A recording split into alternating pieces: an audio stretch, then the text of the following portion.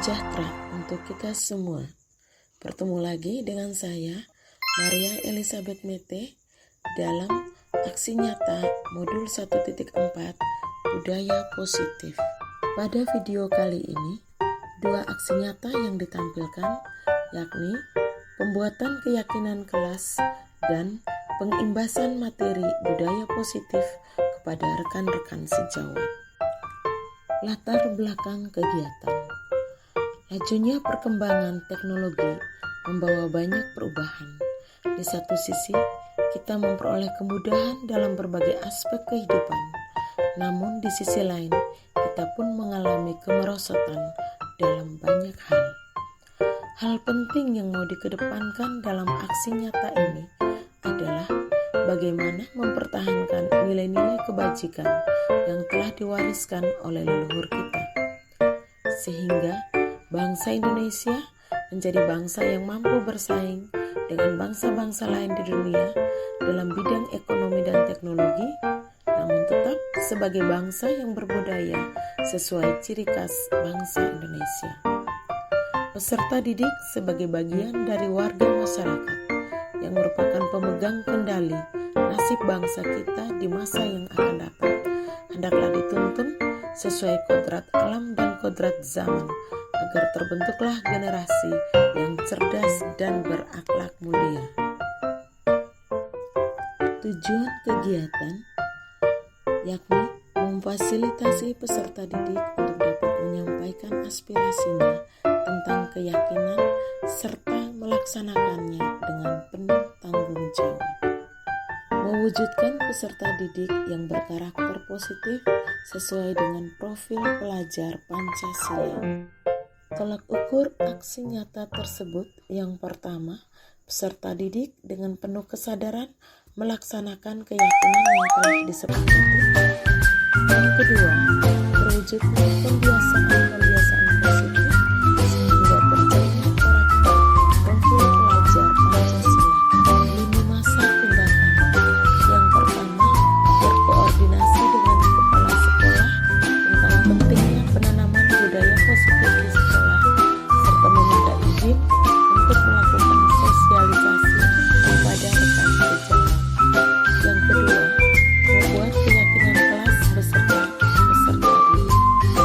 Tiga, siswa berpendapat berkaitan dengan keyakinan dukungan yang dibutuhkan.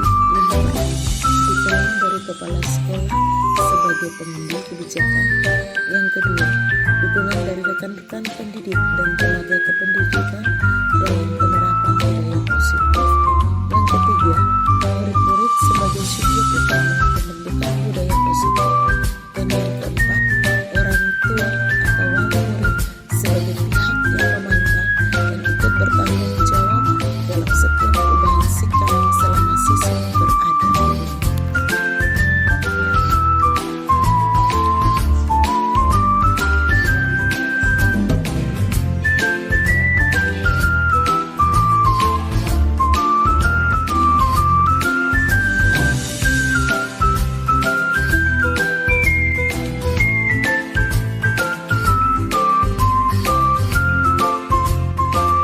Berikut dokumentasi pengelolaan keyakinan kelas.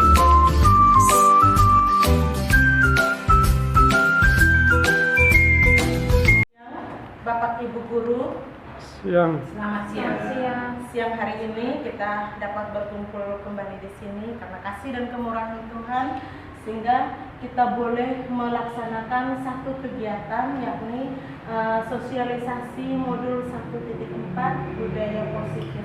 Ini materi yang saya bersama teman saya kami peroleh dalam kegiatan berat dan memang harus kami mensosialisasikannya untuk seluruh rekan-rekan kerja di sekolah, dan juga kami membuat aksi nyata untuk segenap anak didik yang ada di sekolah ini. Nah, aksi nyatanya nanti dalam bentuk kami buat itu dalam bentuk keyakinan kelas. Jadi materi hari ini yang pertama kita akan mengetahui tentang kebutuhan dari manusia yang kedua tentang fungsi kontrol guru, dan yang ketiga tentang penyelesaian masalah dengan menggunakan segitiga restitusi. Dan kita sebagai guru dalam kehidupan sehari-hari, kita sering mengalami hambatan bersama dalam proses belajar mengajar yang kita hadapi bersama anak didik kita. Sering kita tuh putus asa, bagaimana kita mencari solusi untuk bisa menyelesaikan masalah ini. Tetapi dengan materi yang kami dapat dalam kegiatan guru penggerak, kami sangat merasakan itu manfaatnya, bahwa itu perlu diketahui oleh kita bersama. Baik, kita mulai. Kita sudah punya pandangan bahwa ada sesuatu yang baik dengan kata budaya juga. Nah, di sini budaya positif adalah nilai-nilai, keyakinan-keyakinan atau kebiasaan-kebiasaan di sekolah yang berpihak pada murid, agar murid dapat berkembang menjadi pribadi yang kritis, penuh hormat dan bertanggung jawab. Dan dalam penerapan budaya positif ini, kita harus menciptakan lingkungan yang positif dan memahami kebutuhan-kebutuhan dasar seorang murid. Jadi memang tujuan pembelajaran kita itu, sasaran akhirnya itu adalah murid. Jadi bagaimana murid bisa memperoleh sesuatu, apa yang kita terapkan itu maksimal, itu didukung oleh suasana lingkungan yang juga positif. Kebutuhan dasar manusia akan dibawakan oleh saya sendiri. Yang kedua, mengenal posisi kontrol guru oleh Ibu Ani, dan yang ketiga segitiga restitusi itu oleh saya sendiri. Mengapa kita harus belajar tentang kebutuhan terlebih dahulu? Kebutuhan itu memang sangat penting bagi manusia. Kita sudah kenal ada macam-macam kebutuhan dari seorang manusia. Jika suatu kebutuhan itu tidak terpenuhi, akan terjadi hal-hal yang negatif, Nah, hal negatif itu tentu saja kita tidak ingin itu terjadi. Apalagi kalau itu terjadi di sekolah, kita mengharapkan ada pengontrolan, dan yang mengontrol itu adalah peran kita sebagai seorang guru. Nah, dalam melakukan fungsi kontrolnya nanti, dia tentu saja berhadapan dengan persoalan yang dihadapi oleh peserta didik. Dia akan menggunakan metode segitiga restitusi dalam penyelesaian masalah. Jadi sekarang saya akan membahas tentang kebutuhan dasar manusia. Nah, jadi seluruh tindakan manusia tentu saja mempunyai tujuan tertentu. Semua yang kita lakukan adalah usaha terbaik kita untuk mendapatkan apa yang kita inginkan. Ada 5 kebutuhan dasar manusia. Yang pertama, kebutuhan untuk bertahan hidup atau survival. Yang kedua, kasih sayang dan rasa diterima. Yang ketiga, kebebasan, freedom. Yang keempat, kesenangan. Dan yang kelima, penguasaan. Baiklah, kita coba melihatnya satu persatu. Yang pertama, kebutuhan untuk bertahan hidup. Kebutuhan untuk bertahan hidup ini ada kebutuhan fisiologis dan ada kebutuhan biologis. Kebutuhan fisiologis itu adalah bagian dari proses reproduksi. Dan ini 2 kebutuhan ini merupakan kebutuhan untuk bertahan hidup. Yang kedua, kebutuhan akan kasih sayang dan rasa diterima. Kita semua pasti membutuhkan kasih sayang dan rasa diterima. Jadi ini merupakan kebutuhan psikologis, meliputi kebutuhan akan hubungan dan koneksi sosial. Yang ketiga, kebutuhan penguasaan. Maksudnya di sini artinya pengakuan atas kemampuan. Jadi kita perlu dihargai dengan apa yang kita miliki dalam kehidupan kebersamaan kita. Kita butuh suatu pengakuan dari orang lain di sekitar kita. Yang keempat, kebutuhan akan kebebasan. Di sini kebutuhan akan pilihan, berarti kebutuhan akan kemandirian, otonomi, memiliki pilihan dan mampu mengendalikan arah hidup seseorang. Anak-anak dengan kebutuhan kebebasan yang tinggi menginginkan pilihan, mereka perlu banyak bergerak, tidak terlalu terpengaruh oleh orang lain dan senang mencoba hal baru yang menarik. Dan yang kelima adalah kebutuhan akan kesenangan. Di sini yang dimaksudkan dengan kebutuhan akan kesenangan adalah kebutuhan untuk mencari kesenangan, bermain dan tertawa. Anak-anak dengan kebutuhan dasar kesenangan yang tinggi sangat berkonsentrasi saat mengerjakan hal yang disenangi. Mereka suka permainan dan suka mengoleksi barang, suka bergurau, suka melucu dan juga menggemaskan. Bahkan saat mereka bertingkah laku buruk, mereka masih terlihat lucu. Nah, saya sudah menjelaskan tentang 5 kebutuhan tadi. Apa akibatnya jika kebutuhan-kebutuhan tersebut tidak terpenuhi? Itu bisa kita refleksi jika kebutuhan-kebutuhan ini tidak terpenuhi. Tentu saja terjadi ketidakseimbangan dalam kehidupan bersama, karena adanya hal yang tidak seimbang tersebut berpengaruh terhadap kenyamanan bersama. Jadi di sini karena orang lain. Baik, itu saja tentang kebutuhan. Mungkin ada yang mau bertanya, mungkin ada yang belum paham.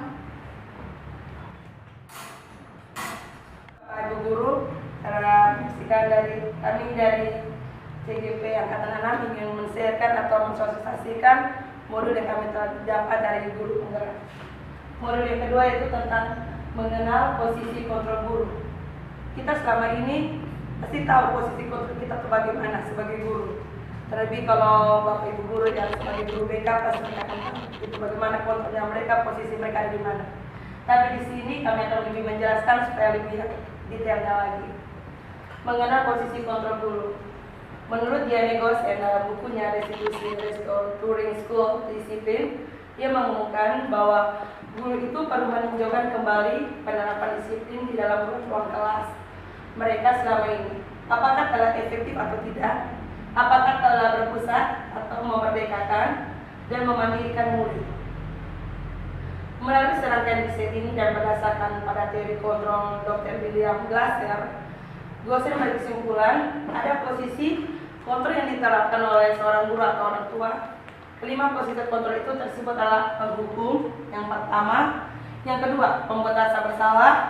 Yang ketiga, teman. Yang keempat, pemantau. Dan yang terakhir, sebagai manajer. Kita yang pertama yaitu sebagai penghukum. Seorang penghukum itu bisa menggunakan hukuman fisik maupun verbal.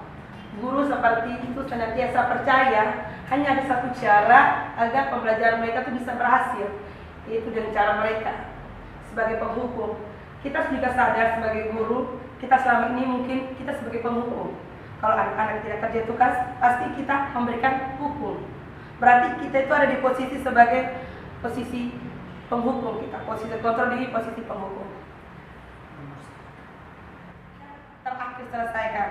Biasa kadang-kadang ada anak-anak yang mengumpulkan tugas yang paling terakhir. Pasti kita akan memarahi mereka. Yang kedua, posisi kontrol yang kedua adalah membuat merasa bersalah. Pada posisi ini, biasanya kita guru itu akan lebih suaranya agak lebih lembut lagi. Membuat rasa bersalah ini akan menggunakan keinginan yang membuat orang lain itu merasa tidak nyaman, tidak rasa bersalah dan rendah hati. Lalu di posisi ini murid akan memiliki penilaian diri mereka itu seperti guru tentang diri mereka, karena mereka merasa itu tidak dihargai dan juga telah mengecewakan orang-orang yang disayangi. Ini itu posisi kontrol sebagai teman.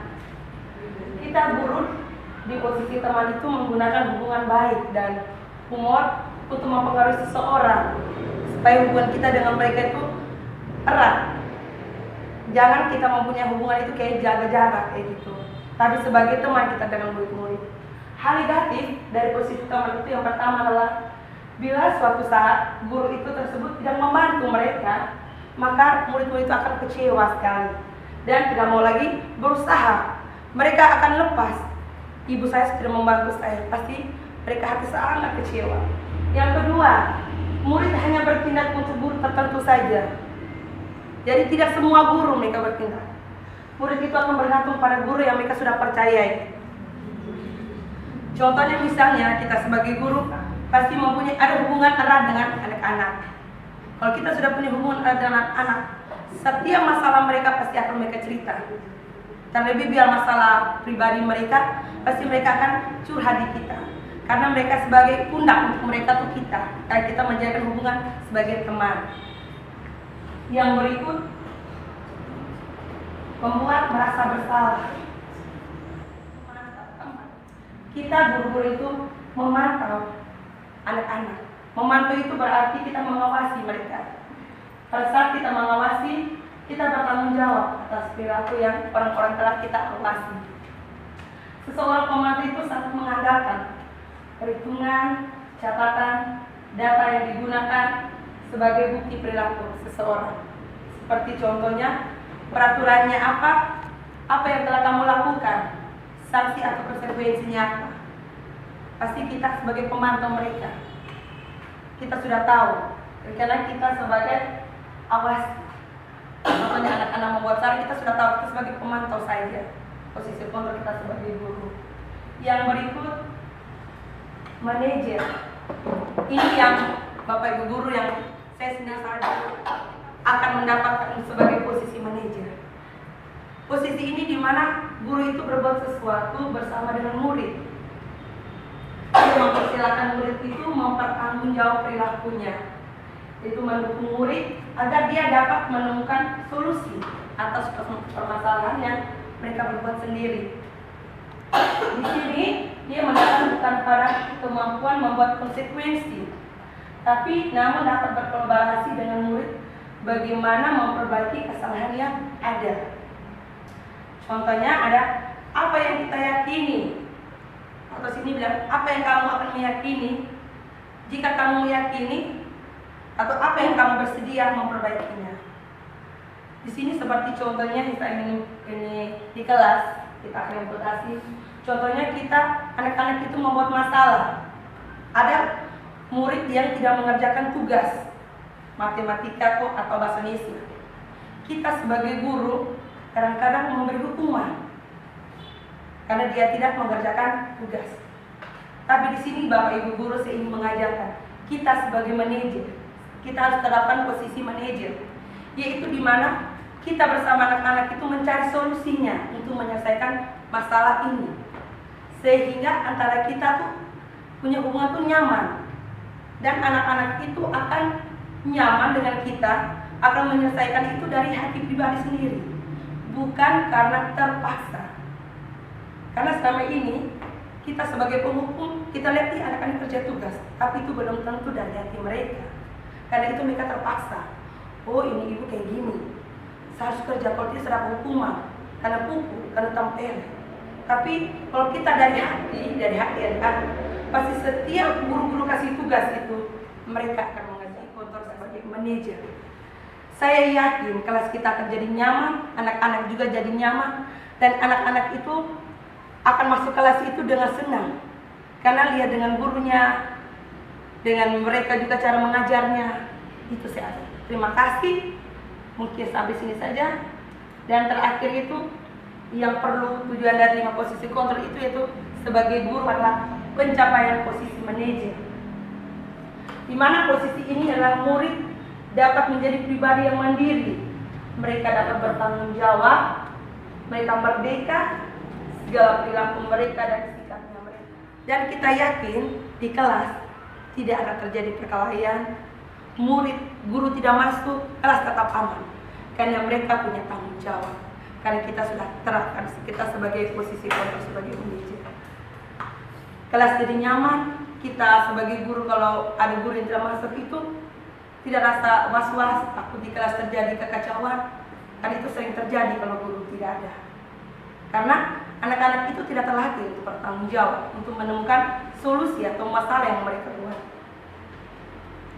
Refleksi kita buat kita sebagai guru, bagaimanakah posisi kontrol kita selama kita menjalankan disiplin positif ini di tempat kerja kita.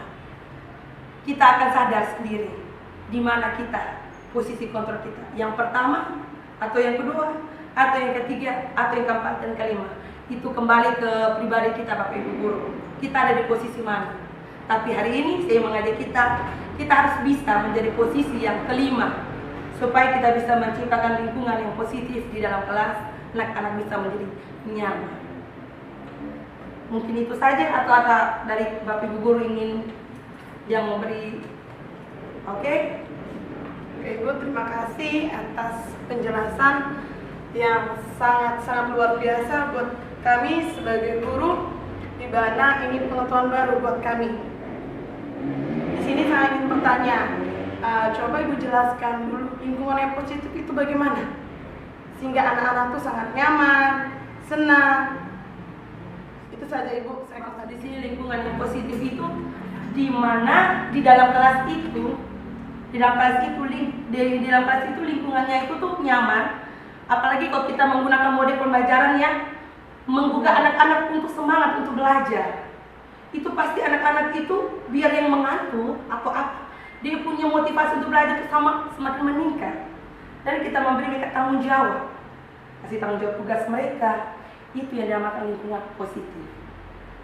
Dan yang berikut lingkungan positif itu di mana di dalam kelas itu kita tidak menerapkan tentang kekerasan, tapi kenyamanan dalam hati mereka.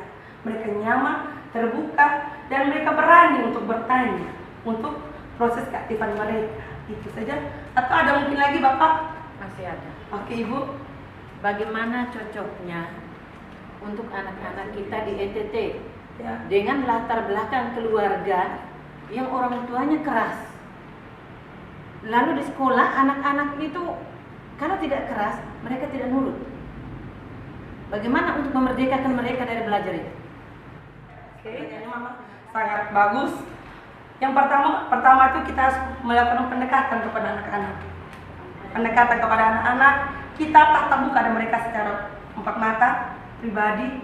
Kita mencari tahu apa yang terjadi dalam permasalahan mereka. Pasti itu, dan kita menjadikan hubungan erat dengan mereka. Kita jangan pernah lepas dari dia.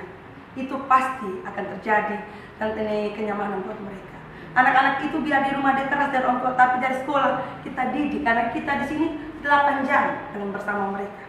Kalau kita terapkan dan pengenalan mereka dengan lembut dengan mereka, pasti Mama itu akan terjadi. Oke, siapa lagi? Oke, terima kasih. Sama-sama Mama. Sudah pas.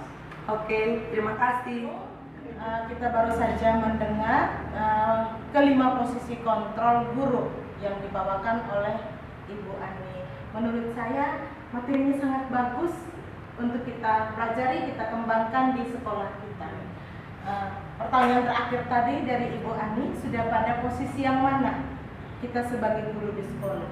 Nah, di sini pertanyaan lanjutan dari kegiatan sebelumnya tadi, bahwa pertanyaan bagaimana sebaiknya respon kita bila ada murid kita melakukan kesalahan? Bagaimana respon guru jika murid melakukan kesalahan? Nah, berkaitan dengan kesalahan yang dilakukan oleh siswa, saya akan memperkenalkan kepada kita semua metode penyelesaian menggunakan segitiga restitusi. Baik, saya adalah guru yang mengajar matematika.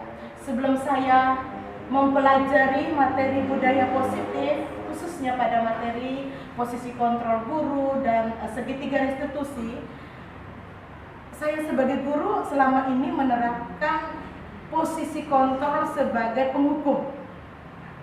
Apalagi berhadapan dengan matematika yang materinya sudah sulit, ditambah mungkin anak juga memahaminya setengah-setengah, membuat mereka sering melakukan pelanggaran-pelanggaran berupa lalai dalam mengerjakan tugas. Dan itu yang terjadi adalah bahwa kita sering marah, dan posisi yang benar adalah kita sendiri. Yang salah itu hanya ada pada anak. Tetapi dengan mempelajari materi ini, mengubah pola pikir saya sebagai seorang guru matematika khususnya dalam menangani persoalan-persoalan yang dihadapi oleh atau yang dilakukan oleh anak di kelas. Baik, kita mengenal dulu. Segitiga restitusi adalah sebuah pendekatan untuk menciptakan disiplin positif. Disiplin positif itu apa? Disiplin positif itu penerapan disiplin yang tanpa menggunakan kekerasan. Di sana hanya menggunakan komunikasi yang efektif. Jadi komunikasi efektif itu cara kita melakukan pendekatan dengan berbicara kepada anak yang bisa menyentuh perasaan mereka sehingga mereka bisa membuka diri terhadap persoalan yang mereka hadapi. Baik. Restitusi adalah sebuah pendekatan untuk menanamkan disiplin positif pada murid. Jadi disiplin positif tadi sudah adalah penerapan disiplin tanpa menggunakan kekerasan. Restitusi adalah proses menciptakan kondisi bagi murid untuk memperbaiki kesalahannya dan kembali ke kelompoknya dengan karakter yang lebih kuat. Jadi memperbaiki kesalahan anak, kita pulihkan perasaan anak, anak itu kembali ke kelompoknya dengan perasaan mereka yang sudah kuat, dengan karakter yang sudah kuat. Ini menurut dosen dalam restitusi juga adalah proses kolaboratif yang mengajarkan murid untuk mencari solusi untuk masalah dan membantu murid berpikir tentang orang seperti apa yang mereka inginkan dan bagaimana mereka harus memperlakukan orang lain.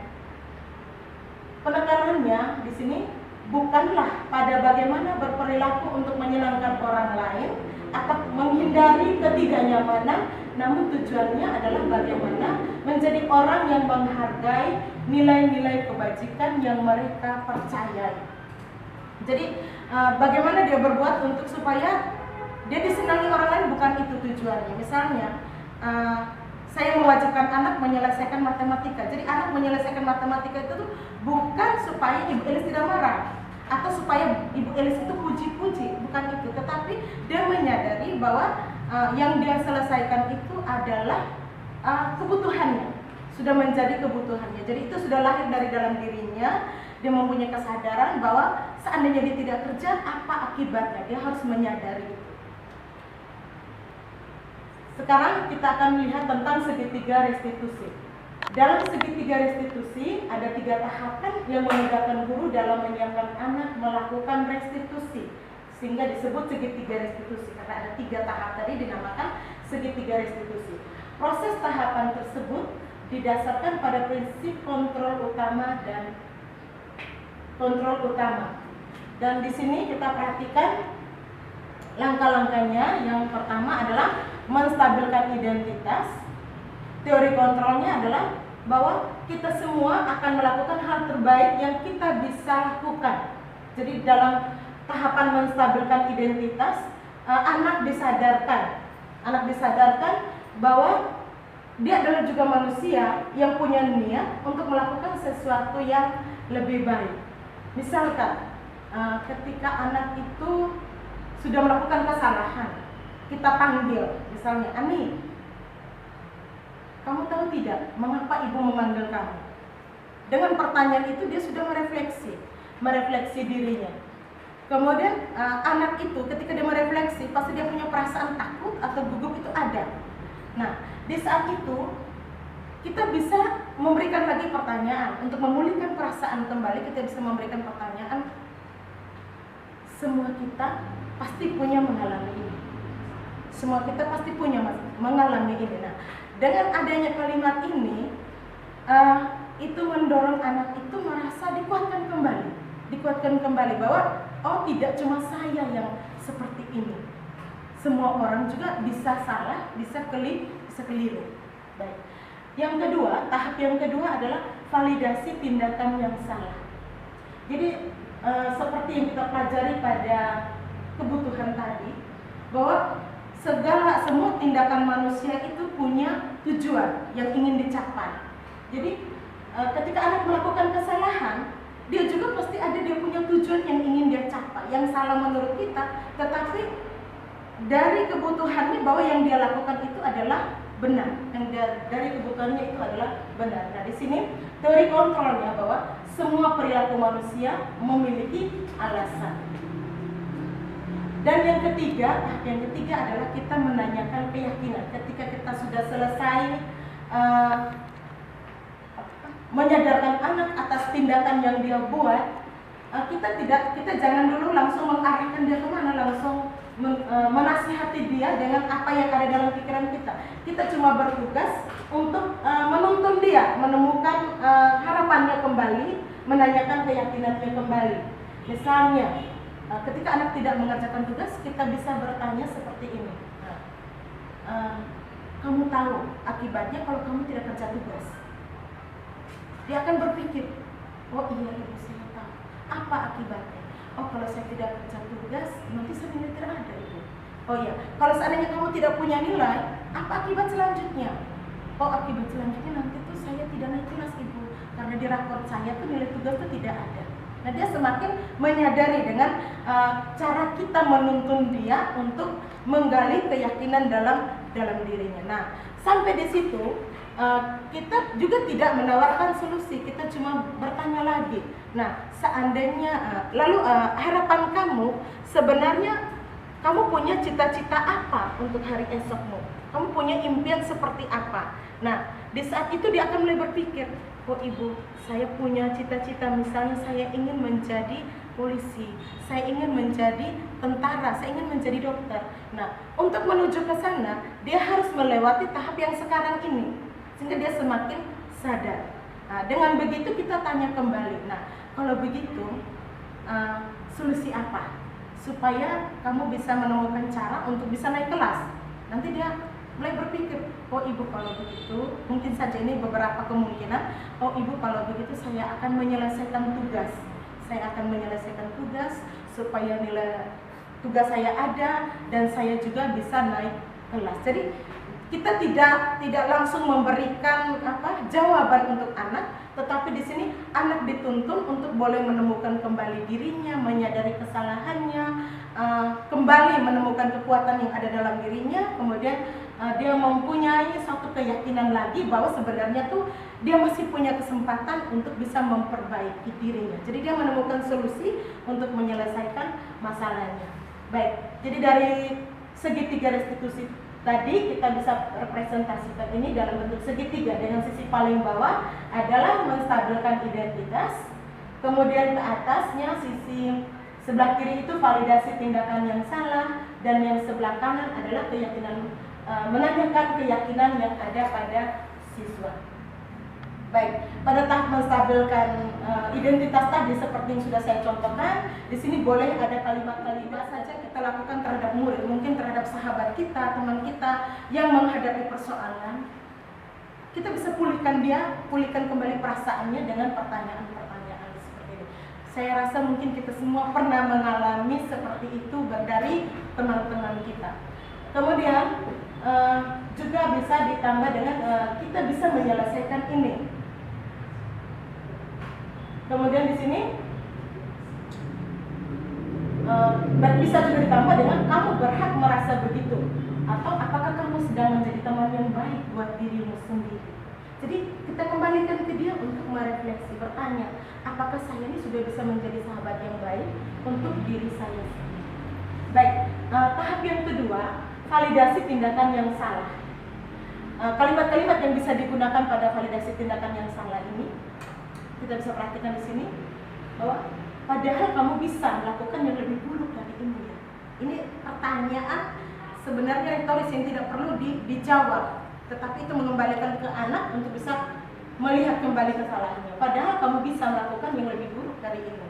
Yang kedua, kamu pasti punya alasan mengapa melakukan hal itu. Ketiga, kamu patut bangga pada dirimu sendiri karena kamu telah melindungi sesuatu yang penting buatmu. Jadi kekeliruan tadi, kesalahan tadi yang dia buat itu karena ada kebutuhan tertentu.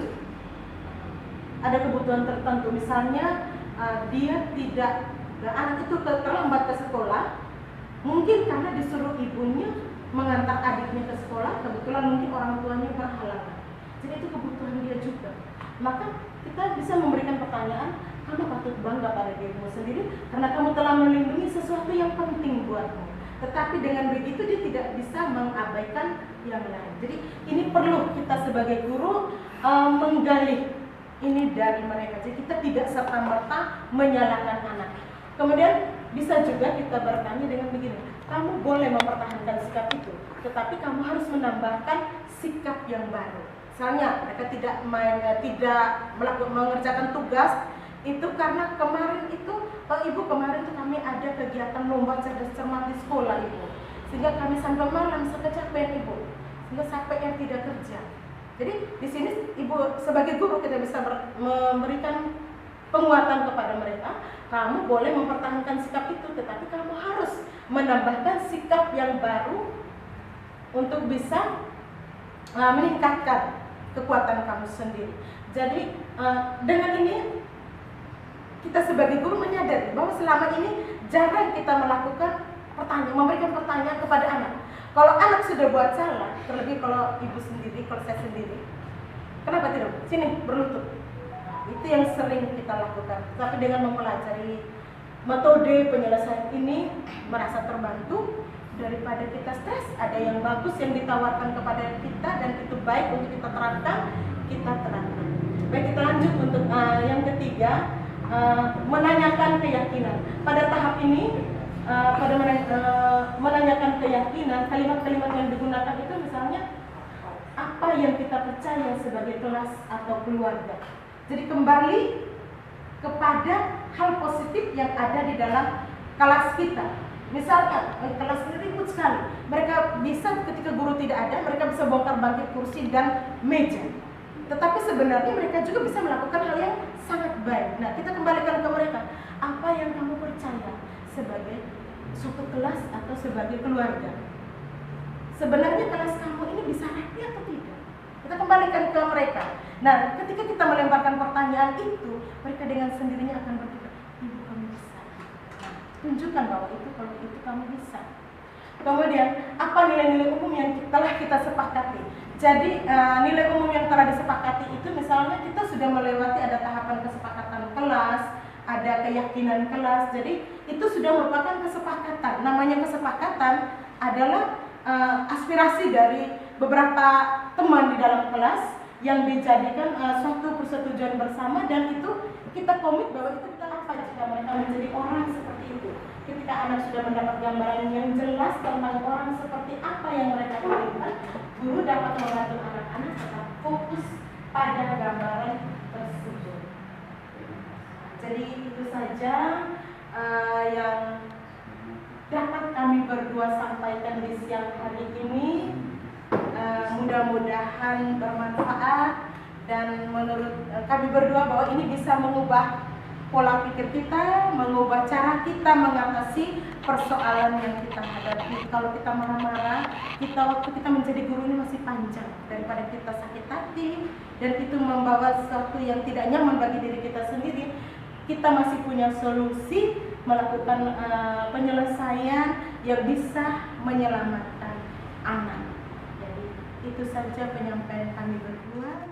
Mungkin ada yang Di dalam kelas itu dari 32 siswa itu kita kembali menggunakan metode ini. Jadi awalnya kita harus bisa mengolah, memanajemen perasaan kita dulu. Jadi awalnya kita harus bisa mereka lakukan. Jadi dengan teknik stop yang kita jalankan tadi, kita kembali menggunakan segitiga restitusi. Kita kumpulkan mereka kembali, kita kembalikan, kita lakukan tahapan penyelesaian seperti tadi. Kita tidak perlu menggunakan dengan nada yang kasar, tetapi kita menggunakan tahapan-tahapan tadi, mengembalikan dulu.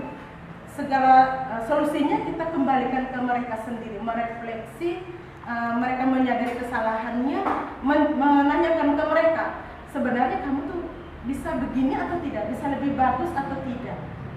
Jadi mungkin kita coba dulu dengan tahap yang itu. Kalau seandainya itu pun tidak berhasil, kita bisa meminta bantuan pihak lain, misalnya dalam hal ini BP dan orang tua. Jadi peran orang tua juga penting. Ketika kita melakukan proses pemulihan ini, kita juga perlu kita bisa berkomunikasi dengan orang tua. Kita minta peran mereka atau wali kelas untuk ikut memantau perkembangan anak-anak tersebut. Jadi kita tidak berjalan sendiri. Bukan berarti kita lepas tangan, tetapi persoalan itu kita sudah berusaha untuk menyelesaikan. Tetapi menurut kami bahwa segitiga restitusi yang diterapkan itu bisa membantu menurut saya. Dan saya pribadi sudah pernah mencoba itu di kelas. Sudah pernah mencoba anak-anak yang biasanya bandel itu tuh biasanya tuh sebelumnya kan saya marah sekali, tetapi dengan marah kan itu juga tidak menyelesaikan persoalan. Ketika saya masuk lagi, saya akan berhadapan lagi dengan anak ini, dan pasti tindakan yang sama juga akan terulang. Jadi dengan metode ini kita pulihkan kembali perasaan mereka, kembalikan kekuatan mereka, kembalikan keyakinan mereka.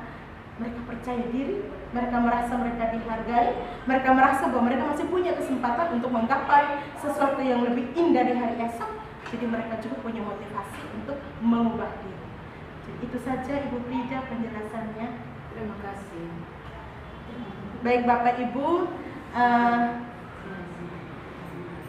berkaitan dengan sosialisasi materi budaya positif hari ini dari saya bersama teman saya Ibu Ani sampai di sini.